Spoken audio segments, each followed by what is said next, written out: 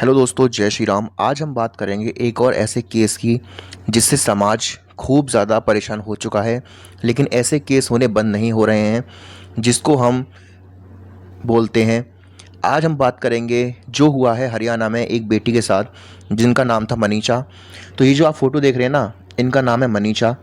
ये 11 अगस्त को अपने घर से स्कूल में पढ़ाती थी। ये सिर्फ 19 साल की थी, मध्यम गरीब परिवार से थी, तो अपना परिवार का मदद करने के लिए ये भी स्कूल में पढ़ाया करती थी।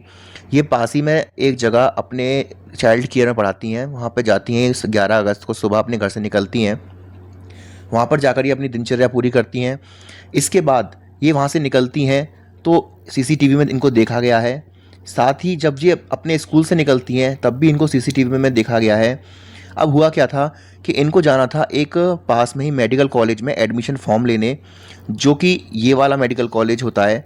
तो वहाँ जैसे ही ये जाती है ना, तो इसके बाद जो इनकी सीसीटीवी की लास्ट फुटेज आई थी वो ये वाली आई थी। इसके बाद इनको लापता हो जाती हैं, ये इनका कोई पता नहीं चलता। शाम तक जब ये अपने घर नहीं पहुँचती तो इनके लिए छानबीन की जाती है, पुलिस पे शिकायत दर्ज की जाती है। जब पुलिस जाकर उस कॉलेज में पता लगाती है ना, तो वहाँ पर उनको जो चौकीदार होता है वो भी मना कर देता है कि यहाँ कोई नहीं आया। इसी के साथ जो वहाँ पे रिसेप्शन पे बैठे हुए थे 3 जने, वो भी मना कर देते हैं कि यहाँ पे कोई भी लड़की नहीं आई है। लेकिन जब पुलिस सीसीटीवी देखने की बात करती है ना, तो जो कॉलेज प्रशासन है वो मुकर जाता है, वो मना कर देता है कि हम सीसीटीवी नहीं दिखाएंगे। इसके बाद पुलिस थोड़ा सा शक करती है कि कहीं लड़की अपने घर से भाग तो नहीं गई है, कहीं किसी के साथ चली तो नहीं गई है। तो जैसे कि आपको पता है, भारत देश में अगर कोई लापता होता है तो 24 घंटे तक उसकी रिपोर्ट नहीं लिख सकते। तो पुलिस भी जो मनीषा है उसके परिवार को वहाँ से भेज देती है और कहती है कि आप 24 घंटे का वेट कीजिए, 24 घंटे तक देखिए, ऐसा हो सकता है आपकी लड़की कहीं चली गई हो। लेकिन 11 तारीख से और 13 तारीख तक मनीषा का कोई पता नहीं चलता। तो इसके बाद वो पुलिस के पास दोबारा जाते हैं और पुलिस को थोड़े दिन बाद एक 13 तारीख को जो वो कॉलेज था ना, उससे करीबन 1 किलोमीटर दूर एक लाश मिलती है। एक लड़की की लाश होती है, उम्र 19 साल के आसपास ही होती है। लेकिन उस लड़की के मुंह पर तेजाब डाल दिया होता है, उस लड़की के गले पर चाकू से काटा हुआ निशान होता है। और जब घर वालों को देखने के लिए बुलाते हैं डेड बॉडी, तो घर वाले पहचान लेते हैं कि ये उनकी बेटी की लाश है और मनीषा डेड पाई जाती हैं अपने जो कॉलेज में वो एडमिशन फॉर्म लेने गई थी उससे करीबन 1 किलोमीटर दूर। उनकी आंखें निकाल ली गई थी, उनका गला काटा गया था, कपड़े फटे हुए थे और उनके मुंह पर तेजाब डाल दिया गया था ताकि उनकी आइडेंटिटी ना पता चल सके। पुलिस इस सबसे बड़ा जो इस केस में आरोप लग रहा है ना, वो लग रहा है पुलिस पे कि पुलिस ने छानबीन अच्छी तरह से नहीं की। पुलिस एक सुसाइड नोट भी ले आती है करीबन 2 से 3 दिन बाद उस बेटी का, लेकिन और उसमें जब राइटिंग देखी जाती है तो वो मनीषा की नहीं होती है। तो पुलिस पर जो आरोप लग रहा है वो इसलिए लग रहा है कि इसमें जो रेप केस किया गया है, इसमें जो कोई बड़ा इंसान शामिल है। जैसा आपने पता होगा कि जब कोलकाता में एक मेडिकल कॉलेज में एक बेटी के साथ अन्याय हुआ था, तो वहाँ पर भी बहुत बड़े बड़े लोग शामिल थे, तो उसका भी कुछ नहीं हो पाया अभी तक। ऐसे ही, लेकिन पुलिस इसमें पूरी तरह गलत नहीं है। देखिए, पुलिस को सैलरी देती है सरकार, पुलिस नौकर होती है सरकार की, सरकार जैसी कहेगी उसको वैसे करना पड़ता है। साथ ही इसके बाद जब पुलिस की से कोई सहायता नहीं मिल पाती है, तो जो उनकी पोस्टमार्टम कराती है पुलिस। हाँ, पोस्टमार्टम में सबसे बड़ी बात क्या आती है, उसमें जो ये वाली चीज़ है, इसको वो नकार देते हैं कि ये नहीं हुआ है। जबकि साफ साफ बॉडी को देख के पता चल रहा था कि कोई ना कोई जादगी ज़रूर हुई है इनके साथ।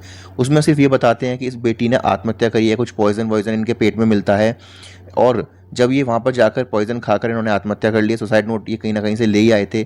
तो इसके बाद पुलिस पूरी जो कार्रवाई है उसको मोड़ देती है, वो अन्याय को हटाकर सिर्फ एक आत्महत्या का इसको नाम दे देती है। और एक नहीं, 2 बार पोस्टमार्टम कराते हैं और दोनों बार यही आता है कि ये नहीं हुआ है, खाली आत्महत्या करी गई है।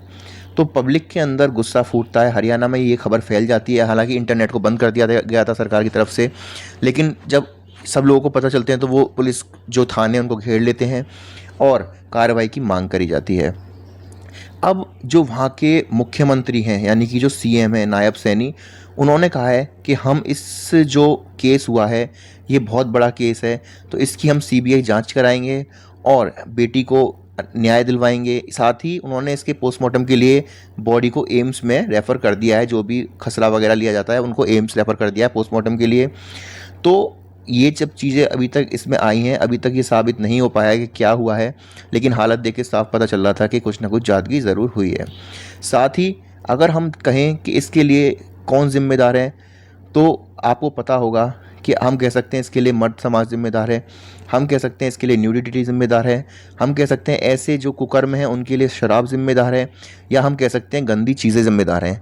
लेकिन हम ये कह सकते हैं कि या तो ये सब ज़िम्मेदार है या फिर कुछ भी ज़िम्मेदार नहीं है, हम किसी एक को भी कसूरवार नहीं ठहरा सकते। आपका क्या मानना है कि ऐसे केसेस में क्या ज़िम्मेदारी होती है, क्या बुराई होती है, और किस तरह से बेटियां इन चीज़ों से बच सकती हैं? क्या सिर्फ गोली मार देना या फांसी देना ऐसे चीज़ों से रोक सकता है? तो आप कमेंट ज़रूर कीजिएगा।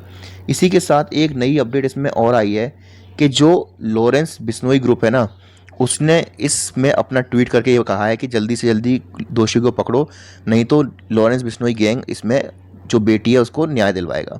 तो आपका इस केस के बारे में क्या कहना है, कमेंट बता दीजिएगा। और साथ ही अपने और अपने घर वालों का, अपने घर की बेटियों का थोड़ी सी सुरक्षा का कीजिए, उनको बताइए कैसे सुरक्षा कर सकते हैं, सेल्फ डिफेंस सिखाइए ताकि कोई और मनीषा हमारे बीच ना हो।